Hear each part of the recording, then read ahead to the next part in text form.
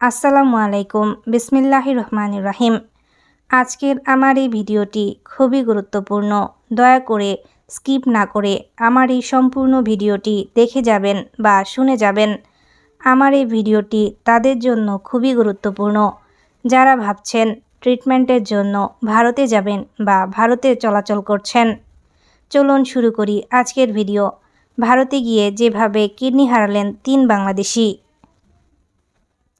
Bollywood film রানোর কথা মনে পড়ে 2004 সালে নির্মিত রান ছবিতে দেখানো হয়েছিল কিভাবে কর্মসংস্থানের সন্ধানে এক যুবক দিল্লিতে ছুটে যান এবং সেখানে কিডনি প্রতিস্থাপন চক্রের ফাঁদে পড়েন।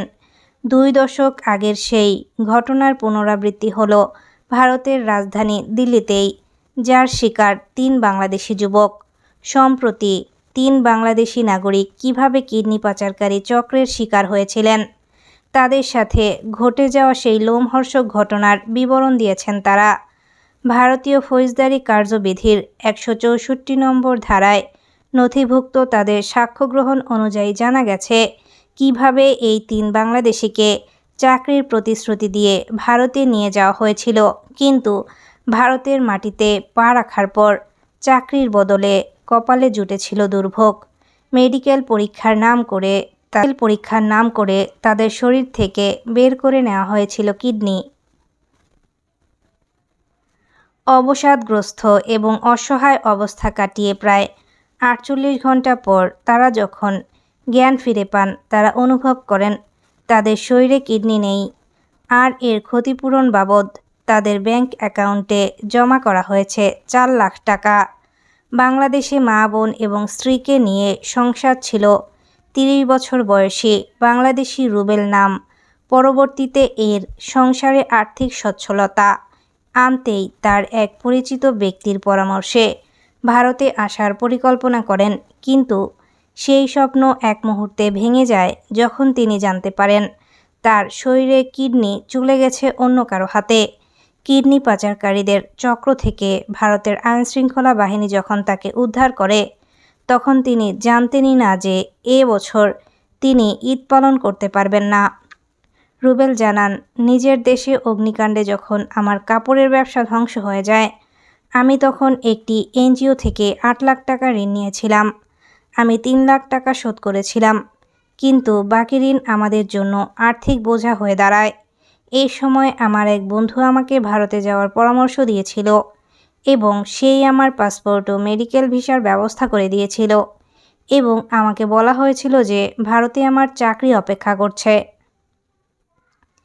1 জুন ভারতে যাওয়ার পর আমাকে বলা হলো যে কোনো চাকরি নেই, উল্টো টাকার বদলে আমার শরীরের কিডনি দিয়ে দেওয়ার জন্য কিছু স্থানীয় লোক আমার উপরে চাপ সৃষ্টি করতে থাকে, কিন্তু আমি তা দিতে অস্বীকার করায় তারা আমার পাসপোর্ট ভিসা আটকে রাখে।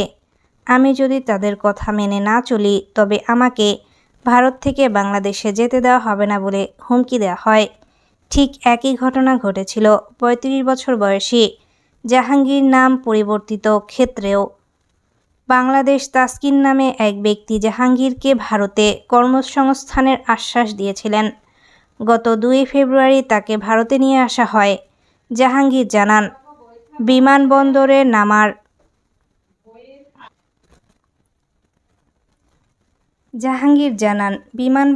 নামার পরই রাসেল ও মুহাম্মদ রোকন নামে 2 ব্যক্তি আমার জন্য অপেক্ষা করছিলেন।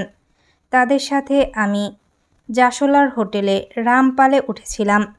আমাকে একটি হাসপাতালে চাকরির প্রতিশ্রুতি দেওয়া হয়েছিল এবং ভারতীয় নিয়ম অনুযায়ী আমাকে ডাক্তারি পরীক্ষা করতে হবে বলেও জানানো হয়েছিল। মেডিকেল পরীক্ষার নামে রক্তের পরীক্ষা, ইসিজি সহ প্রায় 15 থেকে 20টি পরীক্ষা করা হয়েছিল। জাহাঙ্গীর আরও জানান, 2 এপ্রিল আমাকে হাসপাতালে ভর্তি করানো হয়। 3 এপ্রিল একজন নার্স আমার শরীরে ইঞ্জেকশন দেয়। এরপরই আমি অজ্ঞান হয়ে যাই। 5 এপ্রিল জ্ঞান ফেরার পর আমি আমার পেটে একটি দাগ এবং সেলাইয়ের চিহ্ন দেখতে পাই। আমাকে জানানো হয় যে আমার অস্ত্রোপচার করা হয়েছে। 6 এপ্রিল রাসেল এবং তার সহযোগী সুমন আমাকে জাশোলার হোটেলে স্থানান্তরিত করে।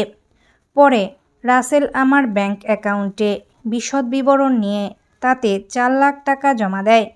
যদিও আমার পাসপোর্টটি তারা বাজেয়াপ্ত করে। এরই মধ্যে আমার ভিসার মেয়াদ শেষ হয়ে যায়। তখন রাসেল আমাকে জানায় এখানে আর কাজ পাওয়া সম্ভব নয়, আমাকে বাংলাদেশে ফিরে যেতে হবে। তৃতীয় বাংলাদেশি শামসুলের নাম। ক্ষেত্রে যা হয়েছে তাও কম অমানবিক নয়। ফেসবুকে অরণ্য নামে এক ব্যক্তির সাথে পরিচয় হয়েছিল শামসুলের।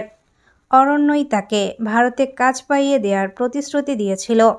সেই সাথে ট্রেনিং চলাকালীন মাসিক ভাতা দেওয়ার কথাও বলা হয়েছিল।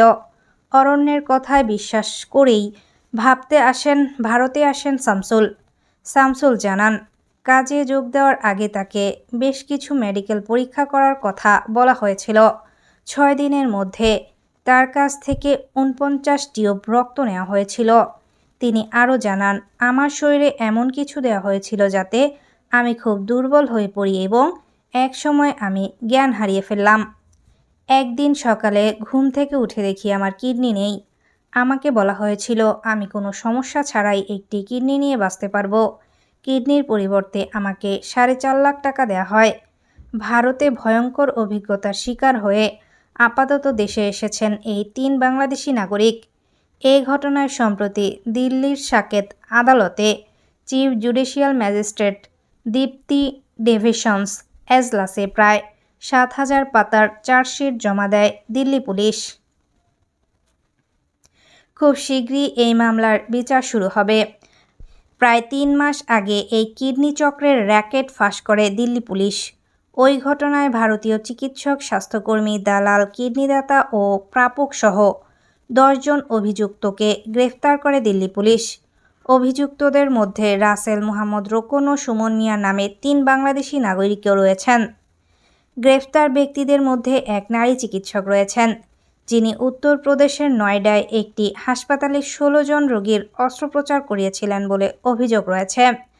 আর এই পুরো চক্রটি চালানো হতো বাংলাদেশ এবং ভারত রাজস্থান থেকে।